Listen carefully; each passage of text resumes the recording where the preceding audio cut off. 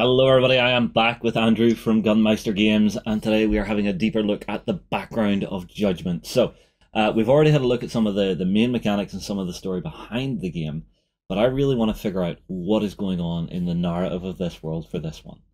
Cool. All right, so all the heroes basically are mortals, live on a mortal plane called Athien. Over the years, over the centuries, so we have like a pantheon of gods. We call them the old gods. And then basically loosely based around the elements, plus there's the god of time. So there's the four gods of the elements and the god of time. Anyway, these gods were sort of meddling in the mortal realm over and over again until the mortals had enough and said, right, the way that the gods got their power was when a mortal died, their soul would go to shadow plane, and from there would travel to the plane that the god they followed during their time on Earth. On Athien, sorry. So basically, the meddling got so much that the heroes went, right, we're going to send our best champions. We're going to send our four best champions up into the shadow plane and stop it. Stop them getting their souls, which stops their power. So they had all the races got together, did it called the Gathering, and then they chose their champions of the four races, the four main races, which was Minotaur, Earls, Humans, Orcs and Dwarves. 5 races, sorry. Okay. There's 5. And then those 5 heroes went there into the shadow plane and started brawling with the gods.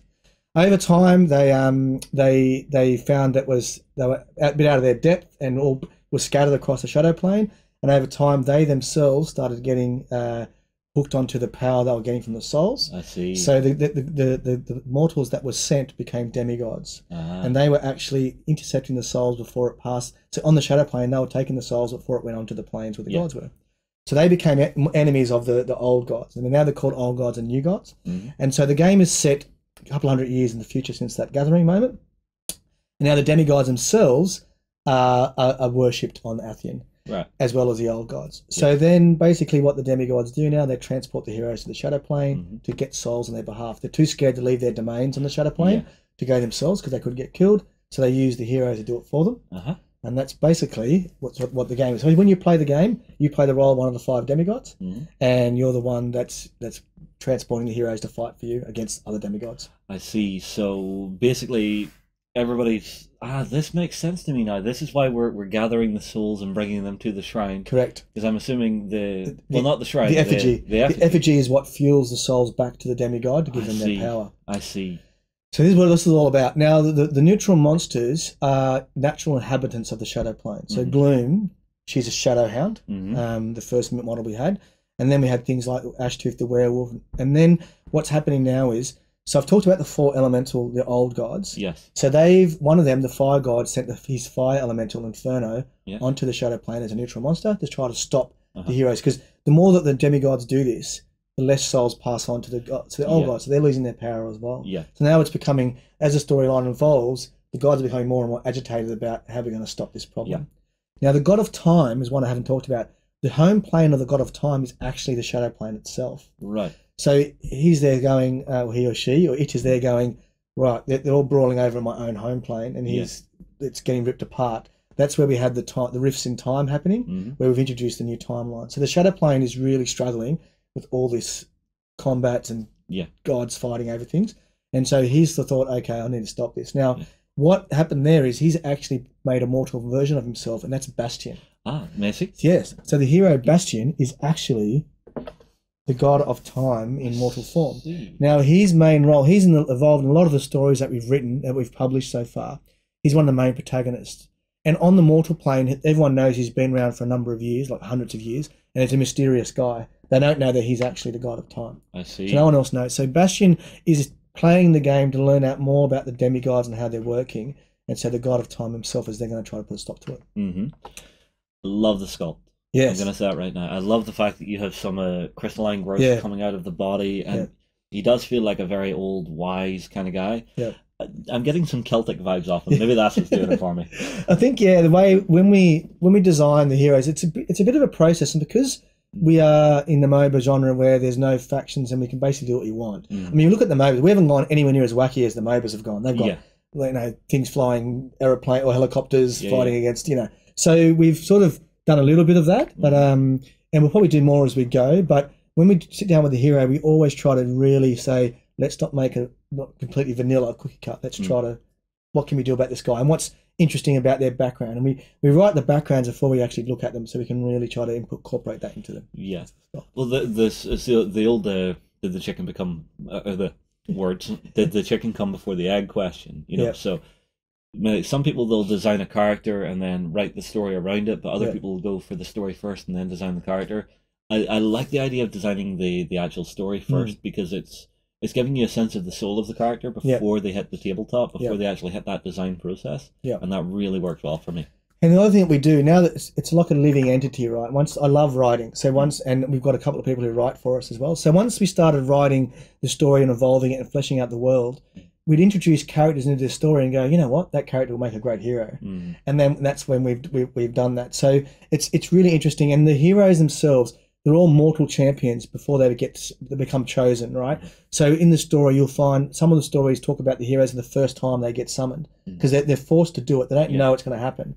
Like Thorgar is a mighty gladiator in fighting in the gladiator pits. He's not actually on the table at the moment, but he's one of them, and he actually gets chosen to come across. And so this is like the skull in our world. The Athens are actually two-headed orcs. They count as orcs in the game. Oh, right. And he's a really powerful orc leader, and so he was one of the ones that got chosen to come across as well. So we really these are the top flight champions of their races. And the other big protagonist that we talked about is Zarin. So I talked about the Demi-Gods, and they were on the shadow plane and trying to get all these souls. And then they started realizing we really need to actually we can't venture too far to get these souls anymore. We need people to do this for us. Yeah. And so one of the Demi-Gods, the Orc Demi-God, actually contacted Zarin. Now Zarin is a mortal on the shadow plane, on Athien, but he wants to become a lich. He's a necromancer. Yeah. So this is Zarin. He's been working his whole life to try to become a lich. Now he was contacted. Now he was the first mortal to be summoned from Athien to the shadow plane. He was the first guy. Now he's also one of the main figures in the storyline. Because in the future, when we have the rift in time, we go to the future, Zarin is actually an undead in the future. And a lot of we preempted this. Gloom's base as well as Sayan's base have tombstones that actually have Zarin's name on them. So we've actually preempted the fact that Zarin does die and he becomes undead, and her tombstone has the same thing on it. So we actually did a lot of that very early on in the piece, which is the beauty of it. That tombstone has Zarin bogged down on it as well, his name. So the beauty of doing this is that, of writing the story, let's just do these little Easter eggs and early things that then come out later on in the storyline. I see. So Zarin is one of the main protagonists, and he also Zarin then started recruiting. So he recruited Rakir to one of the orc heroes to come across, and he actually made the shadow orbs. Both Rakir and Zarin. Remember you used Rakir yesterday? He had the shadow orbs. Yes. Zarin actually can use them as well, and Zarin made that shadow orb for Rakir's character. I see. Oh, you see, I wanted to use him yesterday, but then you banned somebody, so right. I couldn't get the maximum out of him, so I went for a different plan. That's right, you did too. You went to your fail-safe Brock. Okay, you brought him up. You're not going to talk about Brock, because look at this man. Look at this little mini monster. Look at him. He's a beast. So he's a dwarf berserker. That was one of the Wave 1 heroes that we did. Now, as much as we've gone a bit left field with some of the heroes, some of them we've gone, right, let's do an awesome dwarf berserker. And that's where he came from. And as you can see, they all come with their own scenic bases. So his base is one of my favourites. It's amazing. Lots of details in there. So you've got skulls, broken shields. And these are all 50mm round bases. So the bases alone in our range are really good quality resin bases and 50mm. But yeah. Well, I mean, like, I can just imagine being one of these characters. I'm on the mortal realm, and all of a sudden I feel something, and it's just like, what's going on? No. Yeah.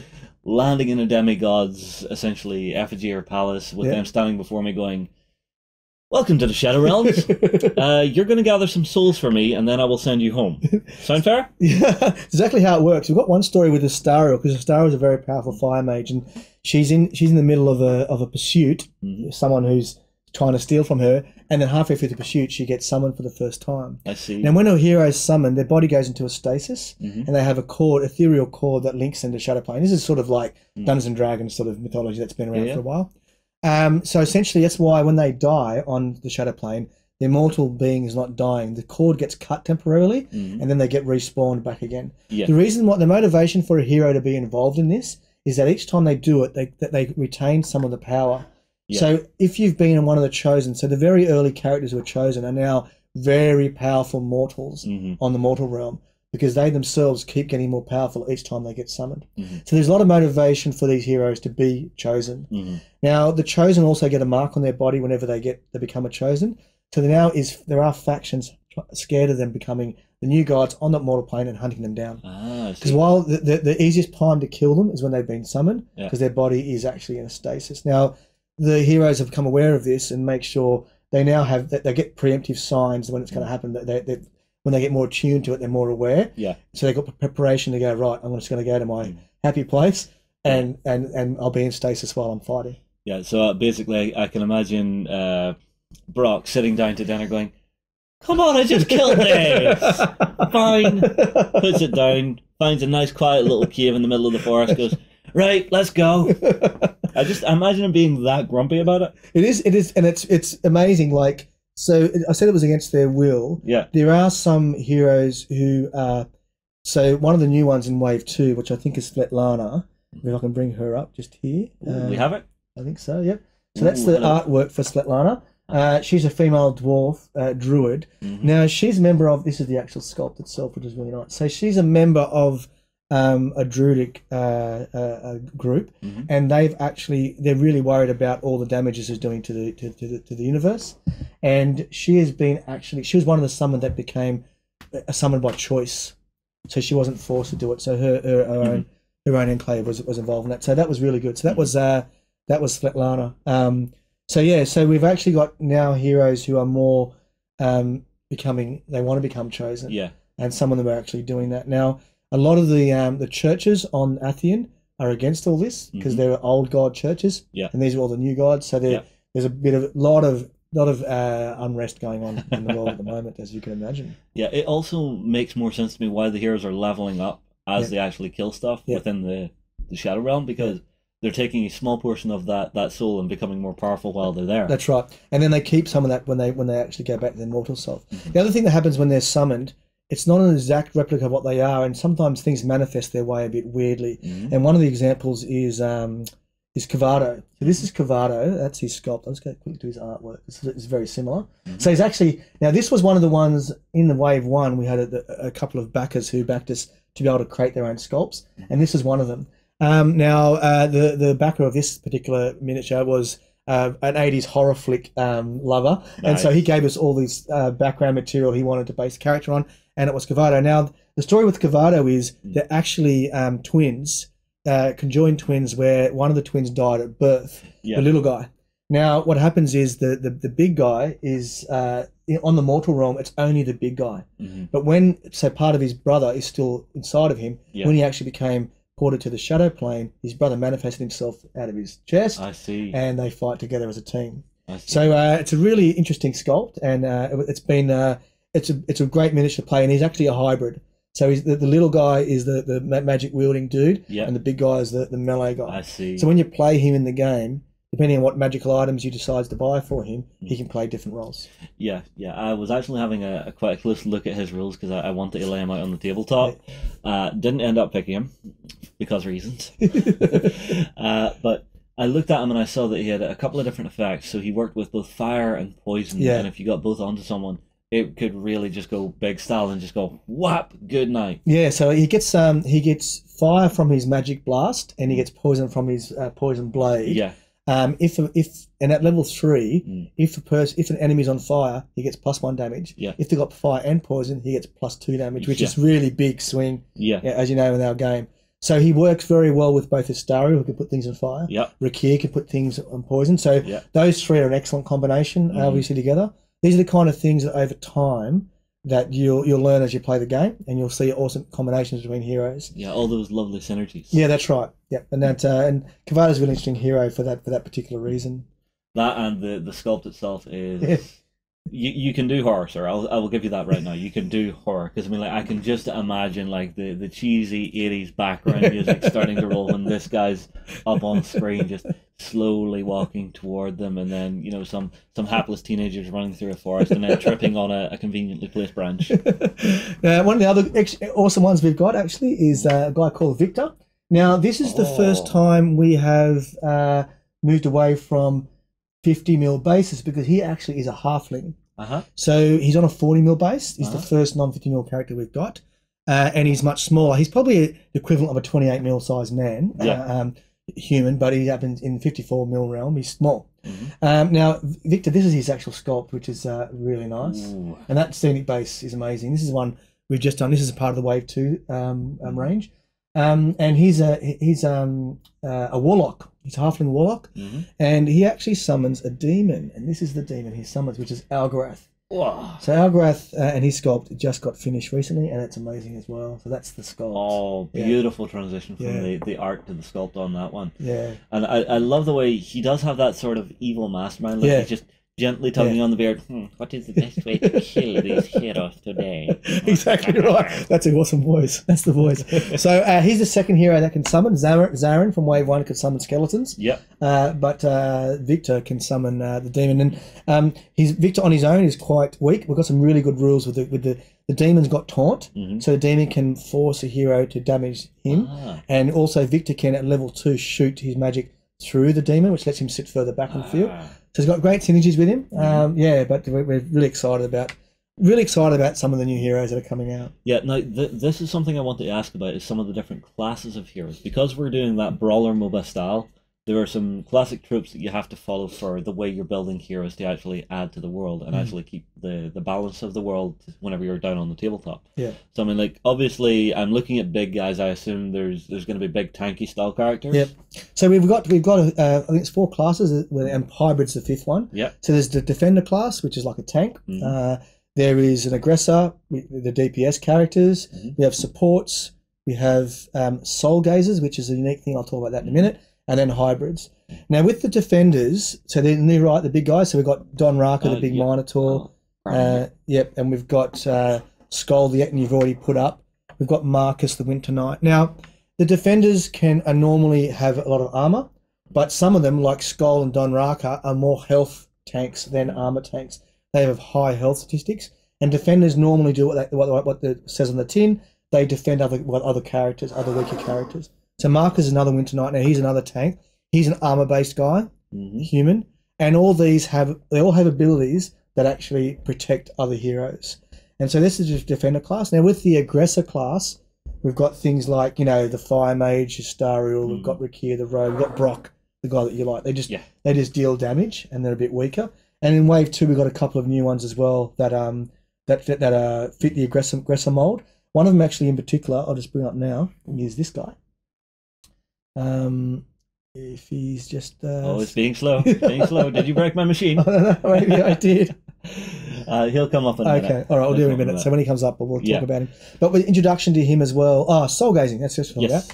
So when you're fighting the game, when you kill an enemy hero, you capture their soul. Yes. Now capturing their soul is what helps you win the game, as you know. Now, besides killing heroes, souls also spawn in what's called soul pits. Yeah, so I assume that's people passing away on the mortal realms. That's right. Coming up. That's right. The souls appearing during the battle. Now, you can any hero can do a skill check to pick that up. Now, soul gazers are specialists at doing that. Yes. So there's a few of those in that. Necromancer, Zarin's one of them. Yeah. Sane's the other one. She's another one. Sane is, I have to say, a gorgeous sculpt. She's really I love the way you've actually got it, that she's drawing a soul in from a gravestone, which is just absolutely gorgeous. So, and they're specialists at picking up souls. Now, when you're picking your warband, and there's different styles you can play. You can go all out damage and just try to kill things to get the souls that way. Or another way is to pick soul gazers and protect them with your defenders and play the soul gazing game.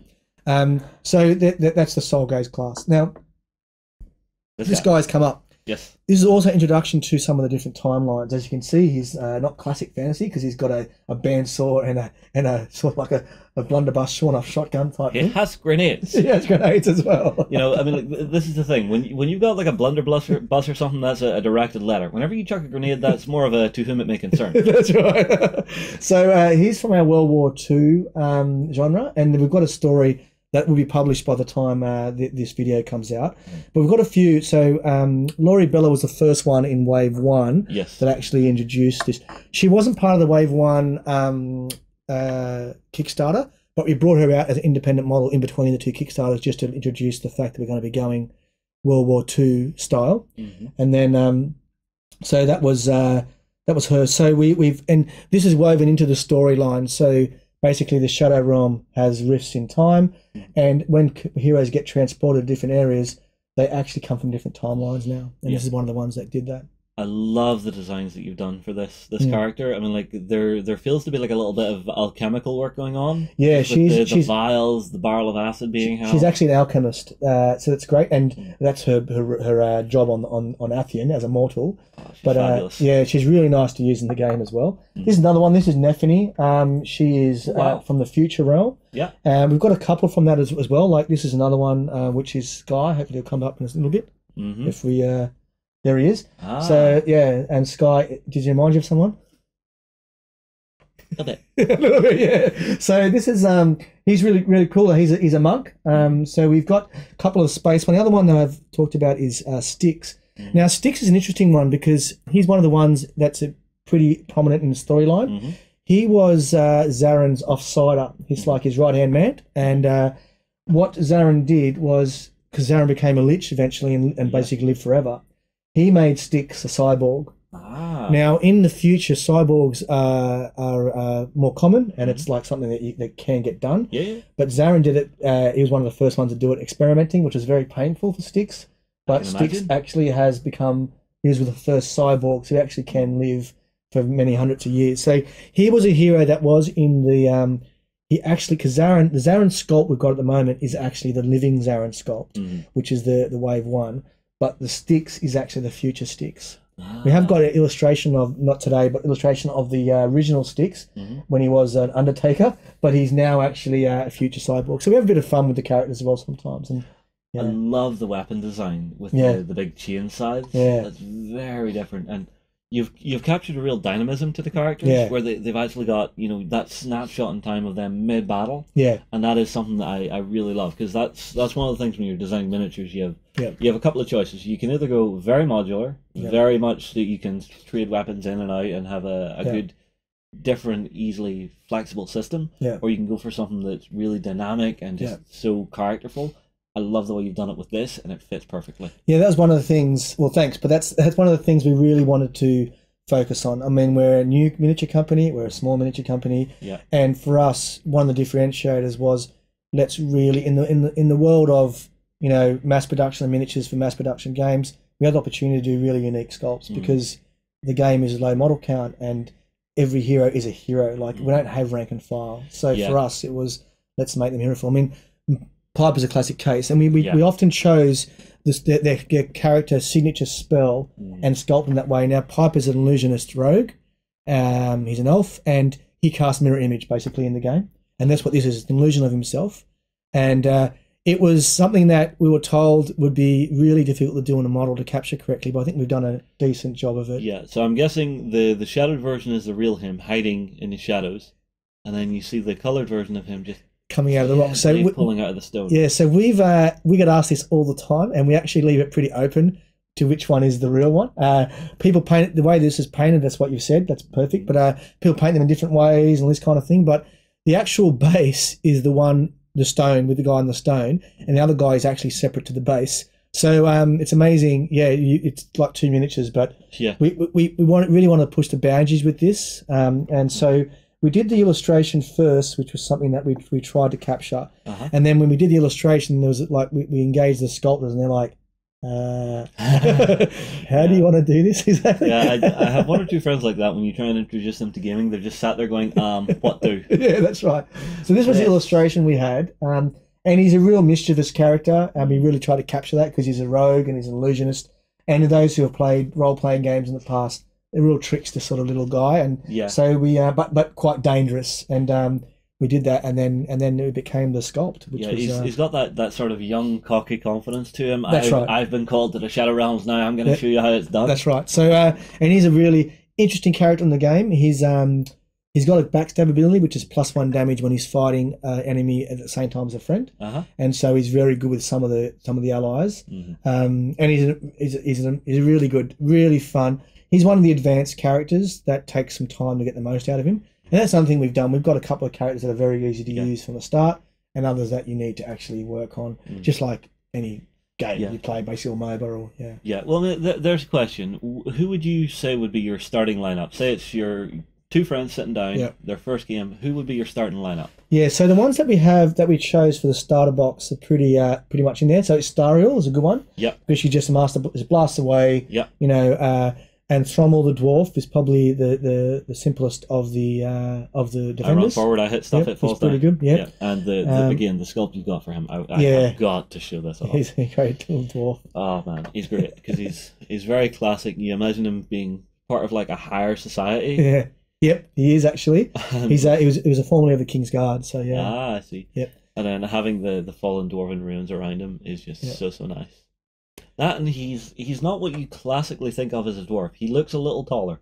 Yeah, he is actually. Yeah. So I think he's taller than Brock. Now, this is the other thing that we do. They all have heights. Like when you have rank and file troops, everyone's sort of the same height. Yeah. For us, they're all individual heroes, so we pick a height, say 4'6". Yeah. So what for us, 54 mil is a 6 foot human. Yeah. From base of the soul to eye line, that's how we do it, and that's what Bastion is. Bastion is our measuring stick. So everything is measured from Bastion when we do that. Yeah. So some of the dwarfs, I mean, like Brox happens to be a shorter dwarf. Yeah. And this is all done on purpose. They're not all exactly the same height. We sort of roughly make sure they're in character of what they're supposed to do. But and then the Minotaurs are the same now. John Rock is quite big, but we've got Gendris in the second, in the new wave 2, and she's actually quite tall. Yeah. So we've done that on purpose, and we quite like the fact there's a bit of variety that way as well. And one of the things we talked on was monsters. I'll just show you one of the new monsters. Actually, I'll get up on the screen. We've got 3 new monsters coming in wave 2. And it was one of the things where we did one monster in wave 1 just to sort of put a toe in the water and see what people thought of them. The monsters are amazing in the game. They're a good, really cool mechanic. But now that we've got a lot of players who love actually collecting the monsters and using them, and they're being quite cool. It'll pop up in a minute. I'm not sure behind us, but when it does, I'll talk about it. We've got Ashtooth. We've got Ashtooth, who's a werewolf, which is this guy here. Ah. Yeah, and it's a really nice illustration. Now, werewolf. If you type werewolf into Google Images, there's so many different genres of different types of werewolves. Yeah. So we've really gone for the sinewy, that sort of werewolf. Not the big hulking ones that you often see. And so he's the kind of and he was one of it was the second one that we actually created. And that's his sculpt. So it really transported well. It ported well to the sculpt. And you can see the raw strength of him ripping the stonework as he's going past it. Again, so it's that snapshot you went for in your sculpt. Yeah. He's running past it. There's a column in Y. Yeah. No, there's not a column in my way. Exactly. So that was So that was another one. We've got a Sea Witch, Vajasha, and we've got Inferno, the Fire Elemental as well. So it's quite cool.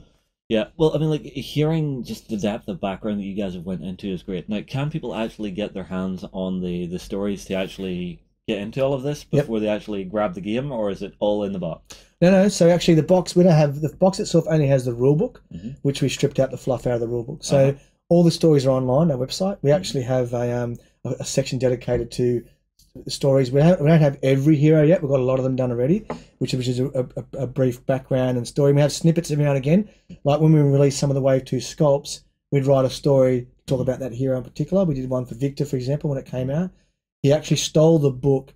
So he was trying to find the true name of Algarath, the demon he summoned. You need the true name before you can summon it. Yeah. And Bastion, who's the guy with the book, he has a tower that has all these books in it. Yeah. And Victor actually stole one from his library, which had the name, and so that's the storyline. So that takes a little bit of courage. It did, yeah. He's a warlock. So that was so we had that in part. So the stories are all online. We are going to put together a comprehensive book which tells the story of Judgement. It'll probably just be online unless we do something spectacular and want to make a hard version of it. But that's something we're doing. The other thing we're doing is similar to like what you have for the superhero comics and stuff, where you have a book or almanac of all the different heroes and with the artwork and the illustrate and the sculpts. That's another thing that we love to do. I mean, For us, we talk about motivations to do it. I mean, for a lot of us, we played a lot of role playing and Dungeons and Dragons, and just being able to create that world and be able to tell a story. So these elements for us, which aren't really financial gain, things like doing a book that talks about that, is not a financial thing. It's actually not a work. Yeah. And all the stuff we do, you just download it for free. But we want to be able to have that out there and tell the story. And for us, it keeps us motivated, and we're sure a lot of players love having that sort of background. Let's see, for that kind of additional stuff that you're basically just giving out to your players, it's giving them that emotional investment. It's one thing I found with some games. Sometimes the story is so dense, finding your jump off point or your wedge to get into it is really difficult. Having a resource like that, where I can come to your website, I can say, okay, I like the look of, say, Syphon. Is there a story for her? There's a story for her. Oh my god, that sounds amazing. And then getting her down on the tabletop and going, she just plays like she does in the story. That is a real accomplishment, and it's really great for your players to have you know, that kind of commitment from your team. Yeah, and that's one of the things we wanted to do from the start. Again, like for us, it's just part of it. I mean, there's a lot of games I've played, even board games, whatever it is, or miniature games, and sometimes you just find it lacking in that area. And for me, it was always a bugbear of mine, where I really liked, where in the role playing side, opposite, you have that's the sort of main, that's it. Yeah, that's mainly what it is. So for us, it's like a blend of between both of them.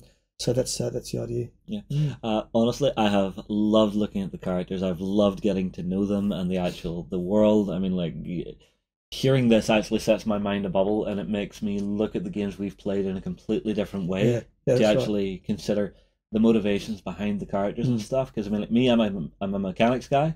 So whenever I'm sitting down, I'm looking at the mechanics of a game, but I love getting into the backstory of a game as well, because that's whenever the world comes to life for me. Yeah, and I'm 100% the same. I think, I mean, you look at, I mean, another thing about 40K, for example, right, which is a massive game, probably one of the biggest miniature games in the world. And all the background about different chapters and what's going on in the storyline, you hear people talking about it all the time. I'm not a big 40K player, but when I talk to 40K players, they're always saying, oh, I play this chapter and this, and they've got the stories. I've read a couple of novels. Even me, who don't play 40K, I've read a lot of Dan Ablett stuff, which I really like. So there's I love that sort of background material. Well, if I'll actually give you a recommendation, then if you want a great story series from the 40K universe, grab yourself Athien. Okay, cool. We have a TV show here in the UK, Blackadder. Have you watched it? Oh, of course, yeah. Yeah, think Blackadder in space. Oh, wow. It is absolutely fantastic. Definitely one you should check out, sir. All right, will do. All right, well, cool. Thank you very much for bringing all of this in. It has been fantastic hearing about the world, the background of Judgement, getting to actually meet and greet the characters, essentially. I think the only thing left to do is pass it out to everybody out there. Everybody, tell us, what do you think? Do you like the style of this? Do you like the idea of the characters? If you get the chance, go across, check out the Judgement website and actually have a look at some of the stories. You can actually get your free downloadable version of the game if you want to give it a go. And you know, if the guys are at like conventions and stuff, you see that Judgement stand, go across and check them out. Definitely. We'll move on. We'll see you again very soon. Go ahead and check out our other content on screen now, and be sure to check out beastsofwar.com for the latest gaming news and gaming let's plays. And while you're at it, why not hit subscribe and remember to ding our dong. Go on, you know you want to click it. Go on.